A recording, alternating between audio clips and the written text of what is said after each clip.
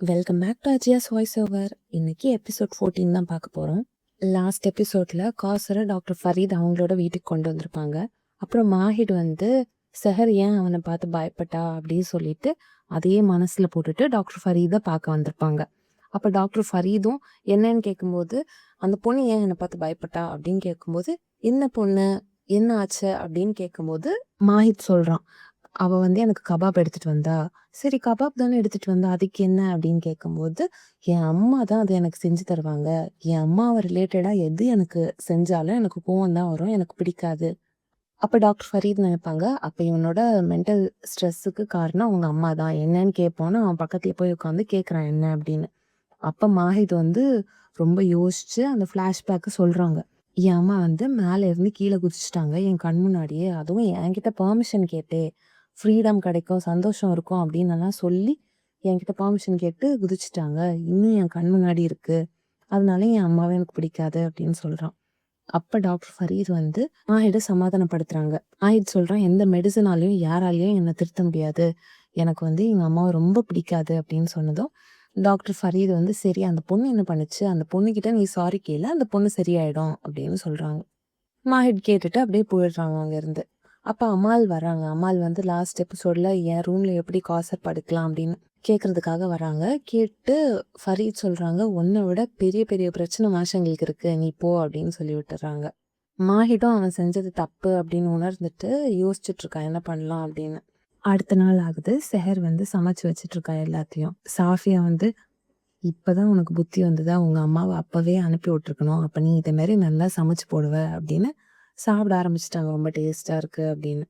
செஹர் வந்து எல்லாருக்கும் டீ பாலுன்னு பண்ணும்போது அசாத் இருக்காங்கல்ல, அவங்க கிட்ட ஒரு லெட்டரை கொடுப்பாங்க. பர்வேஸ்க்கு மறைச்சிட்டு கொடுத்துருவாங்க. கொடுத்துட்டு அதை பேக்கெட்ல வச்சுட்டு அசாத் போயிடுவான். இங்க மாஹிதோட வீட்டுல சாப்பிட்டுட்டு இருப்பாங்க எல்லாரும். அப்ப முஃப்தி வந்து, நான் என்ன நினைச்சிருக்கேன்னா, செஹருக்கும் மாஹிடுக்கும் கல்யாணத்தை கொஞ்ச நாள் கழிச்சு வைக்கலாம்னு நான் நினைக்கிறேன் அப்படின்னு. உடனே மாஹிடும், நானும் அதான் நினைச்சேன், அதை தான் கேட்க வந்தேன்னு சொல்லுவான். நாசிமாவுக்கும் ஒரே சந்தோஷமாயிடும். ஆனா மாஹிட் ஒரு ட்விஸ்ட் கொடுப்பான், எனக்கு செஹரை பார்க்கணும் அப்படின்னு முஃப்தி கிட்ட சொல்லுவான். இங்க வந்து ஃபரீதோட வீட்டுல அமால் கிட்ட கேட்பாங்க, காசர் எங்க அப்படின்னு. அப்ப அம்மாள் சொல்லுவா, அவங்க அப்பவே வெளியே போனது நான் பார்த்தேன், எனக்கு தெரியாது எங்க போனாங்க அப்படின்னு. காசர் வந்து அவங்க வீட்டுக்கு தான் வந்து வெளியே நிற்பாங்க. கரெக்டா அசாதும் பார்த்துட்டு, நீங்க இங்க வராதுங்க, வந்தா உங்களை கொலையே பண்ணிடுவாங்கன்னு சொல்லிட்டு அந்த லெட்டரை கொடுத்துட்டு அவன் போயிடுவான்.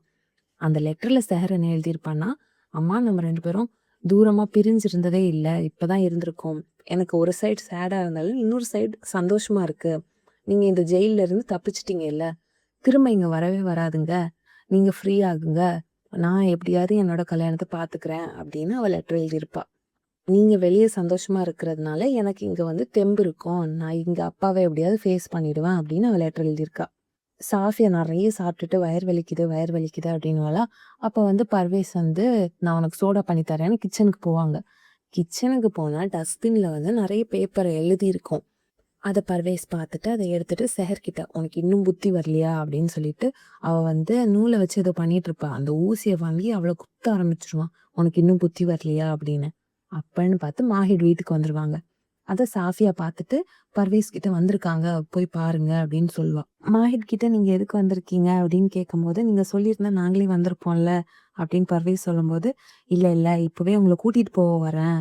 எதுக்கு அப்படின்னு கேட்டா, ஸ்கூல் பிள்ளைங்களோட ட்ரிப்பு போறோம், எங்க ஃபேமிலியில எல்லாரும் கிளம்பிட்டாங்க, நீங்க மட்டும்தான் மிஸ்ஸிங், அதனால உங்களையும் கூட்டிட்டு போனோம்னு இப்பவே கூட்டிட்டு போனோம் வாங்க அப்படின்னு.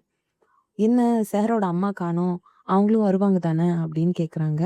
அப்ப வந்து பர்வேஸ் வந்து என்ன சொல்றதுன்னு தெரியாம அப்படியே தட்டு தடுமாறிட்டு இருக்கும்போது காசர் வந்து, நான் இதோ வந்துட்டேன் அப்படின்னு சொல்லிட்டு, நான் கடைக்கு போயிருந்தேன், நானும் கிளம்புறேன் அப்படிங்குவாங்க. பர்வேஸ்க்கும் சாஃபியாக்கும் ஷாக் ஆயிடும். செஹருக்கு ஒரே சந்தோஷமாயிடும், அம்மா வந்துட்டாங்க அப்படின்னு. சரி நாங்க ரெடி ஆகுறோம் அப்படின்னு சொல்லிட்டு காசர் செஹர் கிட்ட போயிட்டு, முஃப்தி கூட சம்மந்தம் வச்சது ரொம்ப சந்தோஷமா போச்சுன்னு சொல்லுவாங்க. உடனே என்ன அப்படின்னு கேட்டதும், இல்ல அவங்க கூட சம்மந்தம் வச்சனாலதான் பர்வேஸால எதுவும் பேச முடியல, நான் ரிட்டர்ன் வந்தனாலையும், இல்லைன்னா அவர் என்னை வந்து விட்டுருக்கவே மாட்டாரு, வேற கதை ஆயிருக்கும் அப்படின்னு சொல்லுவாங்க. அவங்க ரெடி ஆயிட்டு இருக்கும்போது ஒரு சத்தம் கேக்குது.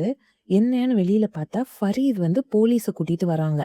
ஃபரீத் வந்து போலீஸ் கிட்ட சொல்லிட்டு இருக்காங்க, இப்படி ஒரு 16 இயர் பொண்ணு வந்து கல்யாணம் பண்ணி வைக்கிறாங்க, அந்த பொண்ணுக்கு விருப்பம் இல்ல அப்படின்னு சொல்லிட்டு போலீஸை கூட்டிட்டு வர்றாங்க. வீட்டுக்கிட்ட அப்படியே வர்றாங்க. அப்படியே எபிசோட முடிக்கிறாங்க. அடுத்த எபிசோட்ல பார்க்கலாம். பாய்.